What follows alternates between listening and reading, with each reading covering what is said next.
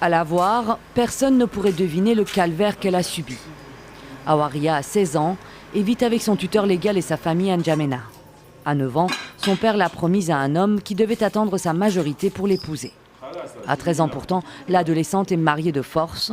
À 14 ans, elle est enlevée et séquestrée par son époux quinquagénaire pendant plus d'1 an. Mon mari et son frère, qui est chauffeur de taxi, sont venus pour m'enlever. Ils m'ont ligoté les pieds et les mains, ils m'ont mis du scotch sur la bouche. J'ai eu très peur, je pleurais, ils m'ont battu et torturé. Cela m'a paru durer une éternité. Aujourd'hui, j'ai envie que tout cela se termine. J'ai envie d'oublier cette souffrance.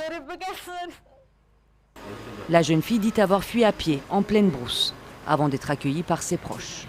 Par crainte de représailles, elle décide de porter l'affaire devant la justice et accuse son mari d'enlèvement et de violence. Mais en première instance, l'homme est jugé non coupable et relaxé.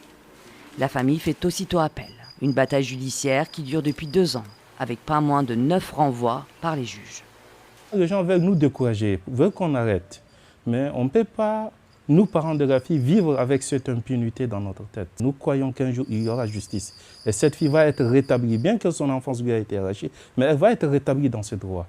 Au Tchad, il y a pourtant une base juridique solide contre le mariage des mineurs. Une loi et une ordonnance de 2015 fixent l'âge minimum du mariage à 18 ans. Les contrevenants risquent 5 à 10 ans de prison et une amende allant jusqu'à 5 millions de francs CFA. Les coutumes chez nous, on l'a vu dur. Donc, je crois qu'un travail préalable de sensibilisation est en train d'être fait par tous les acteurs. Et on espère qu'une fois que cette sensibilisation aura atteint ses objectifs, je pense que la tolérance sera 0. Dernier rebondissement dans le dossier, le mari d'Awaria a été placé en garde à vue mardi pour tentative de corruption sur magistrat. Son procès en appel doit avoir lieu dans 1 semaine.